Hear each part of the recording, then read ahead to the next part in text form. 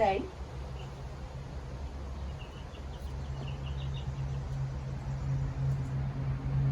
Okay, down, stay.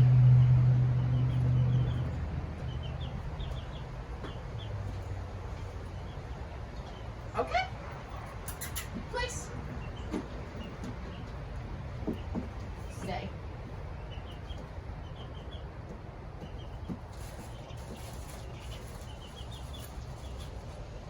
Leave it, leave it, leave it.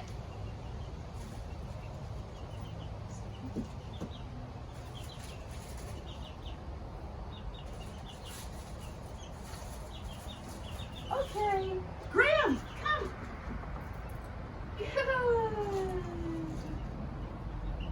Okay, Graham, come. Good. Okay.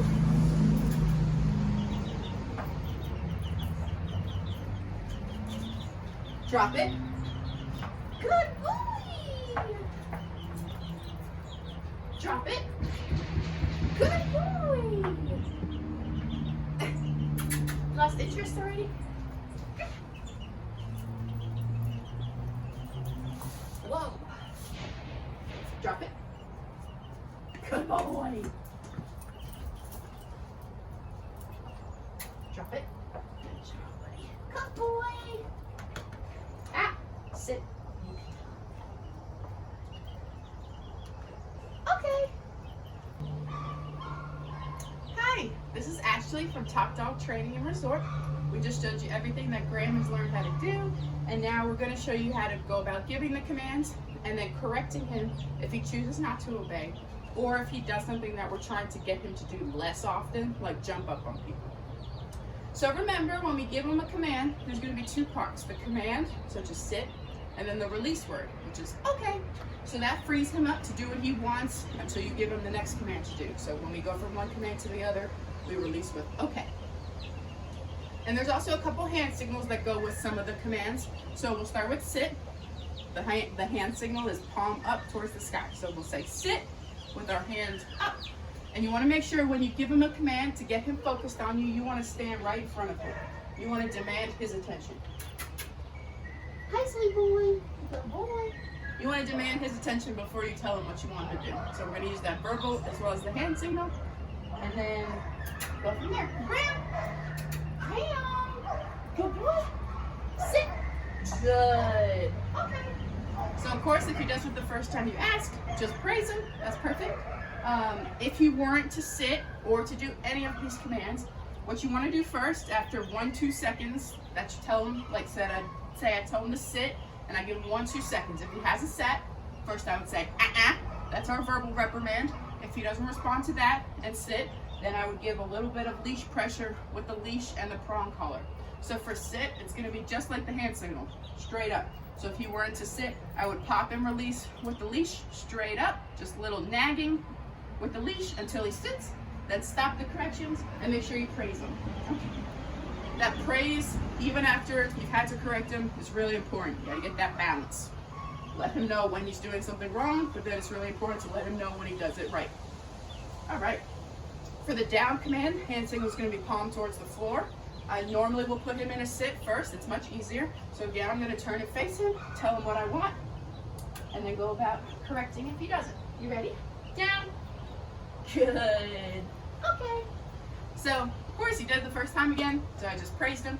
If he weren't to do it, again, I would have given him the to remind him. It's kind of like his get out of jail free card, because if he does it, if he performs the command after you give him the it was just a warning. After that, if he still hasn't performed it with the then you would correct with the leash towards the ground. It's going to be like a 45-degree angle towards the ground with the leash. Just pop and release, little nags, and then as soon as he's down, stop the corrections and make sure you praise him. Okay. For the place command, which is going to be a bed, something visual for him that you want him to go on to. As long as all 4 paws are on it, that's a good place. I usually tell him to down or sit. He's much more inclined to hold it for a little longer. You want it to be a place that's comfortable for him to go to. And when you get home, you'll kind of lead him over to it, present it. That's our hand signal.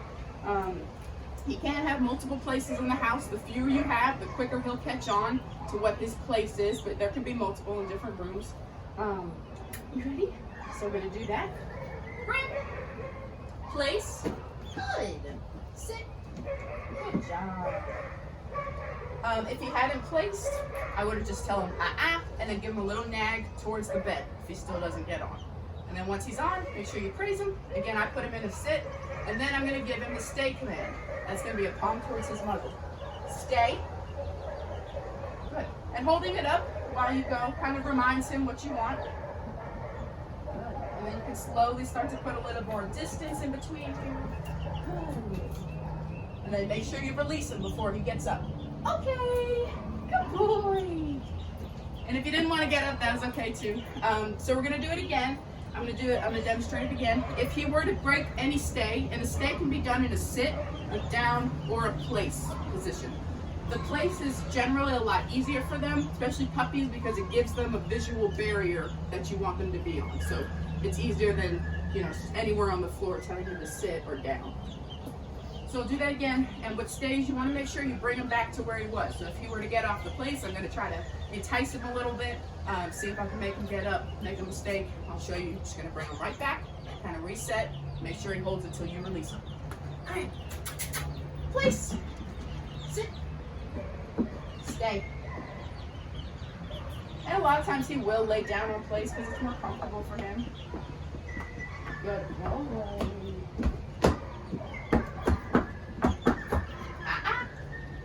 So you just want to tell bring him right back. Good, stay. And reset, and then when you're ready, go back to him. Okay, go bottom way. There we go. Good. And release him from the stay. Good boy, yes. Now we're going to work on leave it. The leave it command is when he gets fixated on something else and you want him to return his focus back to you. Right now I'm going to throw some treats on the ground, and of course he's going to look at them. As soon as he does, I'm going to tell him to leave it, and then when he looks at me, I'm going to reward him with a separate treat. You don't want to throw a treat on the ground, tell him to leave it, and then give him that treat. It'll be a little confusing, so we try to use separate treats.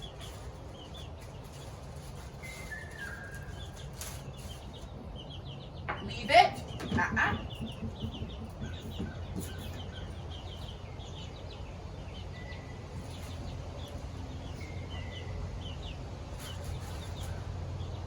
Leave it. Very good. So as soon as he looks up at me, I'll give him that reward. Leave it. Good.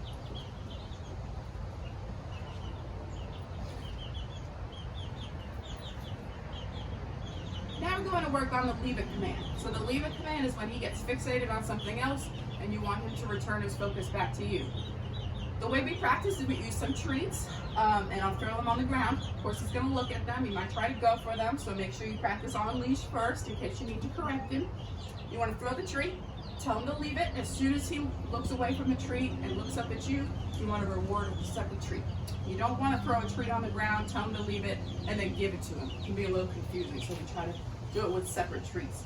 You can even practice with toys, and then it'll come in handy when you're outside or you're in the house and you see him going towards something you don't want him to have. That leave it command is going to come in handy. So I'm going to throw the treats on the ground, tell him to leave it, and then reward him when he looks at me. Leave it. Good. Leave it. Good. You can use a little noise. I use a kissy noise all the time just to get his attention, and then make sure you reward immediately. Leave it.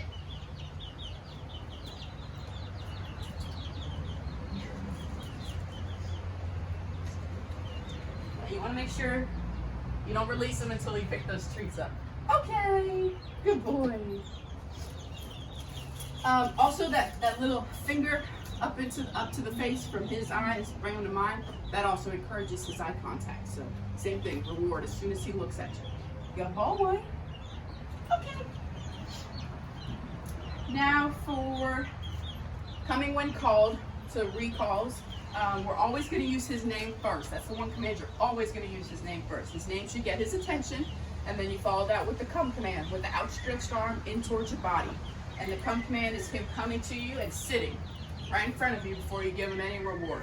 And this, we're definitely going to give him treats for, because this is such an important command, and you always want him to be really, really excited to come to you. So when we're calling him big, loud, animated, be exciting, we are going to start on leash for now, because when he's off leash, you don't have a way of correcting him if he chooses not to come to you. So you don't want to miss that opportunity and let him get away with things, because then that command starts to lose meaning to him. So we'll start on leash.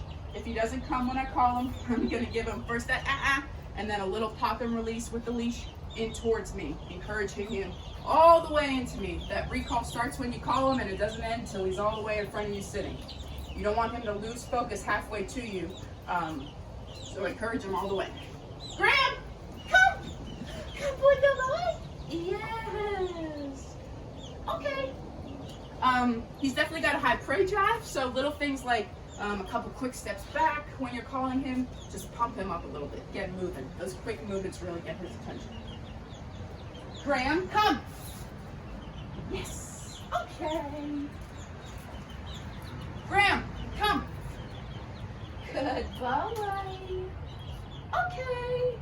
Good job, buddy. Eventually, to make the recalls harder for him, once he gets good at the 6-foot leash, we would move him up to a 10 or a 15-foot leash.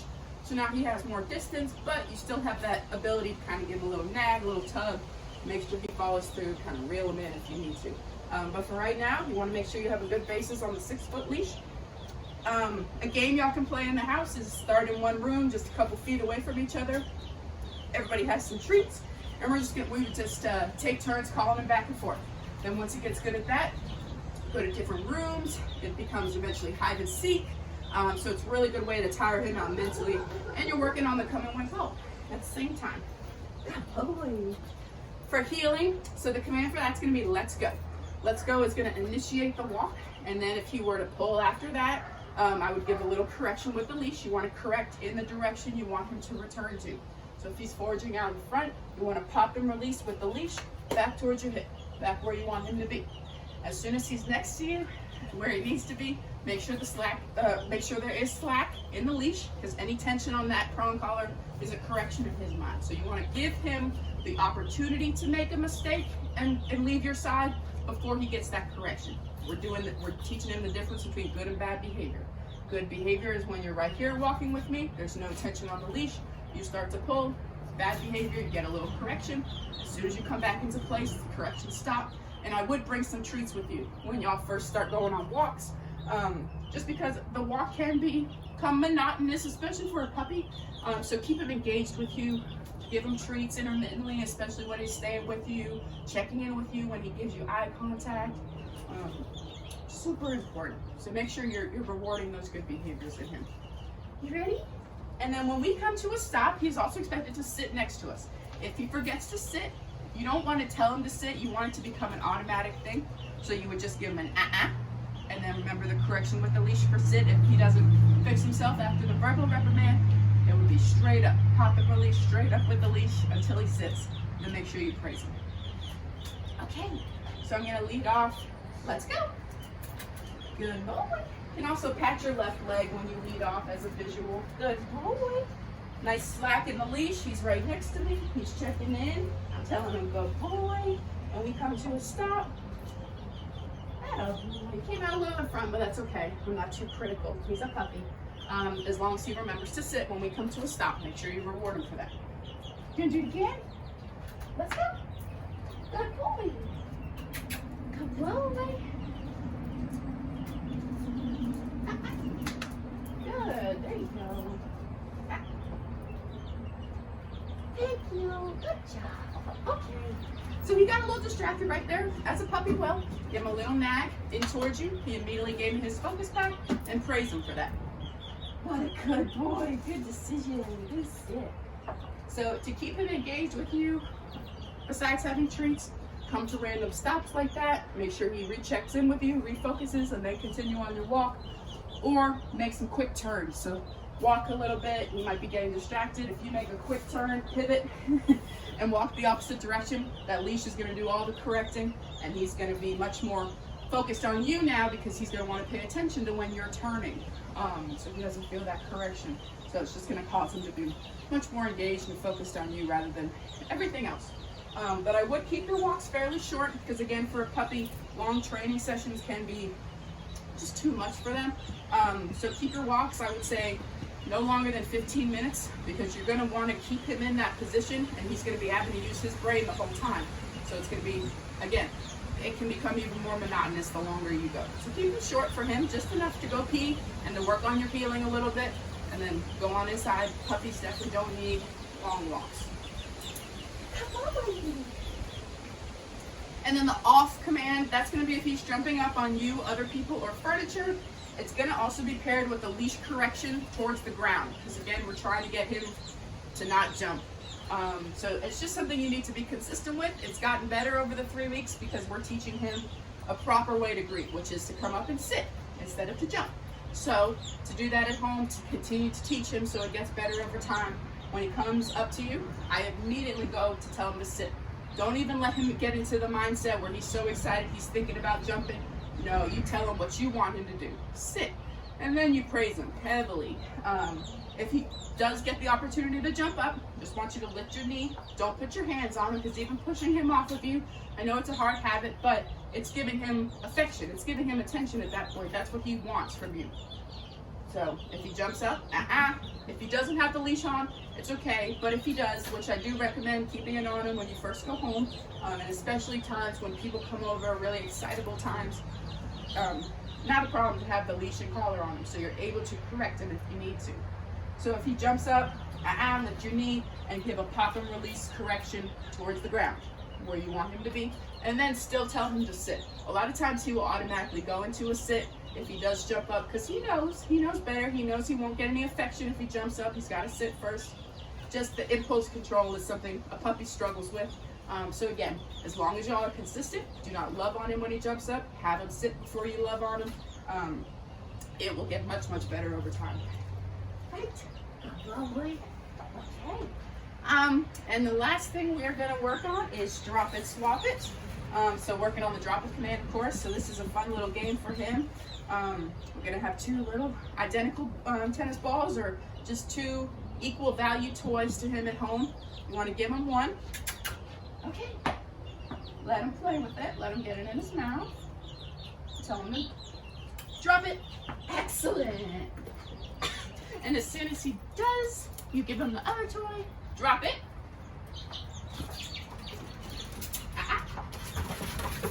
I know the chickens are stirring. Good boy. If he doesn't drop it, remember, give him the first, and then you can pop and release with the leash straight up. We had a chicken escape. He is focused on it.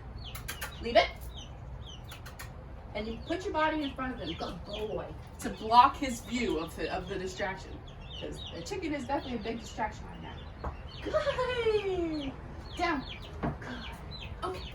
I would have much more success putting my body in front of him first and then telling him what you want, rather than if I was over here behind him and he has straight view of that chicken or whatever distraction you're dealing with, and then you try to tell him, he'll be much more likely to do it if you demand his attention and then tell him what you want. Okay, good boy, Graham. Good boy. I know. Those chickens. You hungry? You're just kidding. Okay, Graham. Good boy. You're so good. Okay.